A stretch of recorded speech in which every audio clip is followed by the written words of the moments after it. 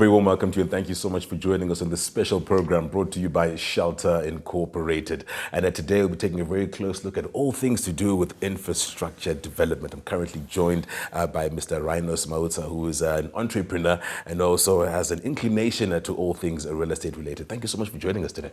Thank you so much. I'm so honored to be here. Yeah, looking forward to our discussion. May as well pick up on the basic question of what is infrastructure development?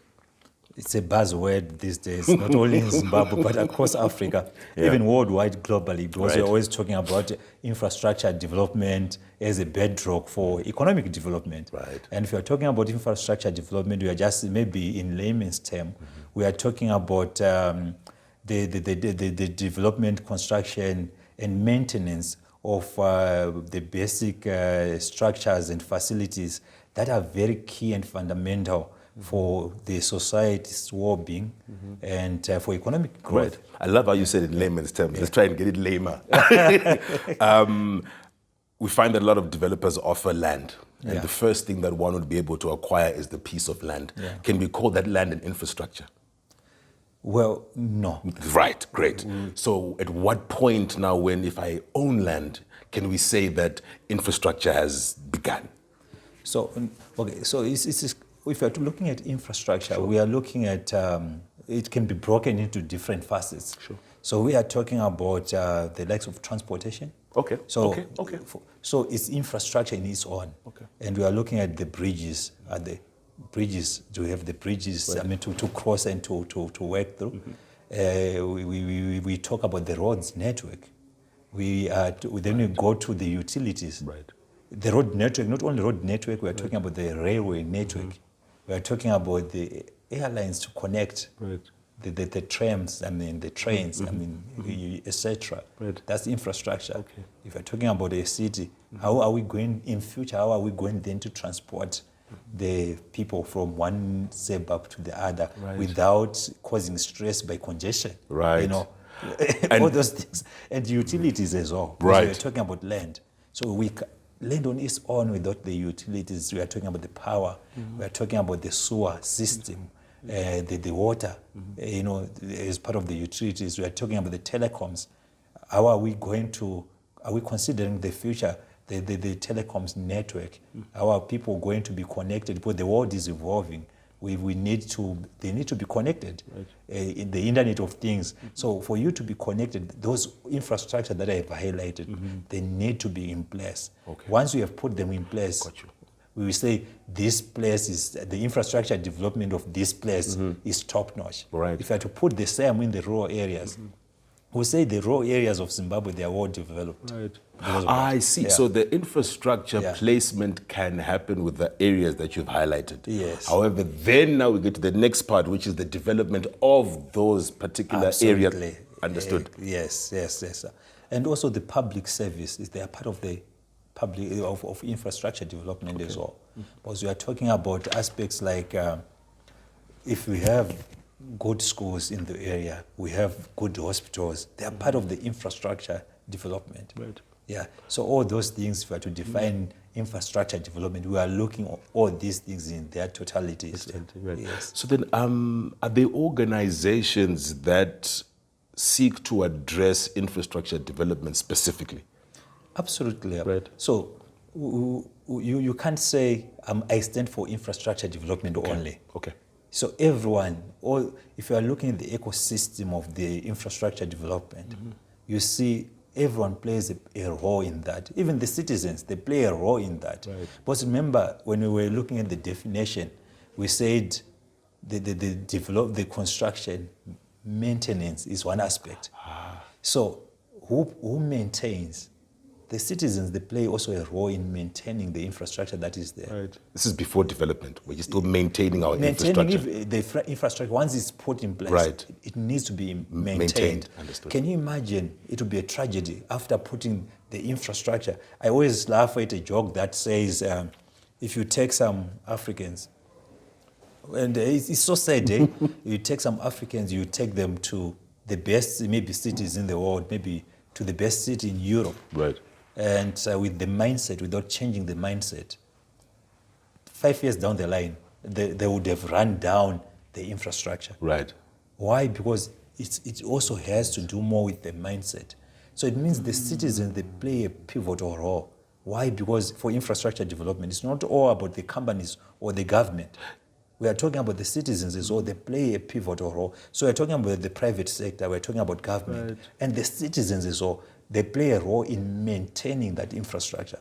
But the moment we put infrastructure, and remember in the 90s, we used to have very vibrant, PTC lines, ZESA lines. Right. And what happened? People start coming vandalizing. Right. So even the rail network, it was solid. So maintenance is coming from the government, but as citizens, we also play a pivotal role. Right. So the moment we fail to then maintain, then we are doing ourselves, a disservice in terms of infrastructure development. We'll be going backwards. So the infrastructure that we used to have in the 90s, in the 80s, they're no longer there. So can you imagine if you still had that infrastructure intact? So the investments happening right now in those areas could be channeled towards other new things, and Zimbabwe will become world class. But we are not channeling to the new areas because we still need to go back, because we no longer have the rail networks that were there.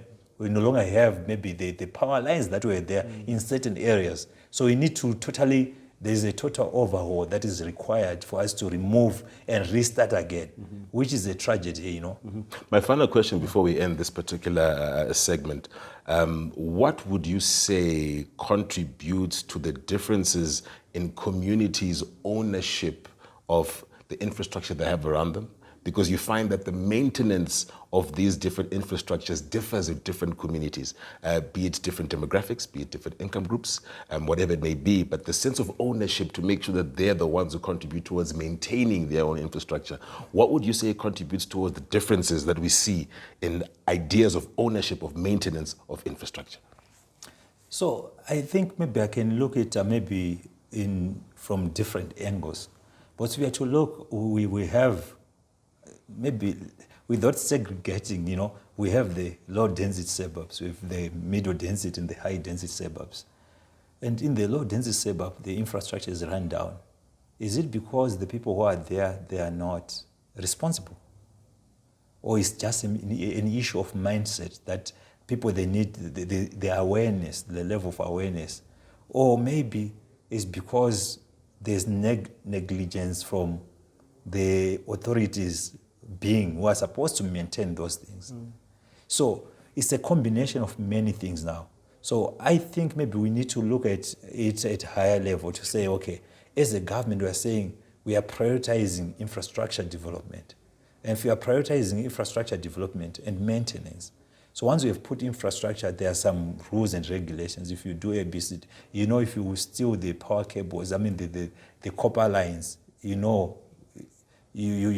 be logged for good, So all those things, they contribute. But at the same time, the moment I see maybe there are some power lines that are there, but they haven't been, maybe it's down for 2 months, 3 months, 4 months, and nobody's coming to those who are supposed to replace it, because we are paying rates, we are paying for utilities. So those who are supposed to come and maintain, if they fail to come and do that and do so, what will happen? Automatically, we end up thinking it's no longer working. Right. That's where you find kids, they're now playing on those infrastructures, and they are now, they are run down. Sure. At the same time, in the low density suburbs, because most of the elite, they are staying there. So once something is broken within, maybe we are talking about the utilities, we are talking about the roads, the authorities, they're quick to replace or to restore sanity. So because of that, they look like maybe they are more responsible. But at the end of the day, it has to be looked at, because if you develop in certain areas and the other areas are lagging in the same city, in our level of economic development, because we are still the same society, the ecosystem is still the same. The economic development will be also suffering. Because why? Because there are some imbalance that are there within the ecosystem. So it will be so difficult for us to move as a nation. So we need to really put some measures as government to say, once we have put infrastructure, how many times have you seen new roads Then maybe there's this big truck with worn out tires. It will come and it will rip through the tarred road. And there's some furrows within the road. And what will happen when it rains, potholes are starting. But nothing happens to that company or to that truck that created that pothole. Right. So we need to be equally, to be a responsible society. To say, if you are talking about Vision 2030 as a people, it's not for a certain political party. It is for everyone. And whether you like it or not, whether you like the political party or not, we are all Zimbabweans. Right. And it is our responsibility to see Zimbabwe prospering. And prospering of Zimbabwe starts with our mindset to say, you know what, because I'm Zimbabwean, I need to contribute to the agenda of development in Zimbabwe. And if you see someone messing up with the existing infrastructure, we take them to account. Even if you see someone who is diverting funds meant for infrastructure as well, we speak out. Right. That's how we start developing as a nation. That's my thinking. That's it. Very valid and concise point there. Thank you so much for that contribution. We will extend our discussions as we progress. Rinos, thank you so much for your time, and we look forward to speaking to you again in future. Okay, thank you so much. All right, they were joined by Mr. Rinos Mautsa, who is an entrepreneur and also has inclinations into all things of real estate, talking about our infrastructure development. Make sure that you join us for more episodes. We'll be touching on these and more topics. Stay tuned. A very small percent of smart people can predict what the future holds and invest wisely. Investments that guarantee a secure future and generational wealth. Real estate is one investment that can never go wrong, especially when dealing with a tried and tested company. As Shelter Zimbabwe, having been in the property development business for over 3 decades, we derive satisfaction in giving our valued clients smart housing solutions, providing modern and sustainable built-up residential spaces of unsurpassed quality. Be a smart investor. Discover and experience the joy of owning a home. Yes, where others see just land, we see not only homes, but a lifestyle so desirable and worth living. A redefinition of urban living in a modern, urban, and serene environment. Witness the beauty of a worthwhile and secure investment by a team which brings it all together and dedicated to achieving extraordinary results. With us, you can get a service stand where you can build your dream home to suit your unique taste and style, as we offer an assortment of high, medium, and low-density housing options. We are there to create endless possibilities. Our ultimate desire being to build homes specifically designed with you in mind, to give you the luxury and comfort you deserve. With 1-bedroom apartments for young professionals, 2-bedroom apartments for growing families, and spacious 3-bedroom apartments with ample space for maximum expression. At Shelter Zimbabwe, your dream home is just a step away.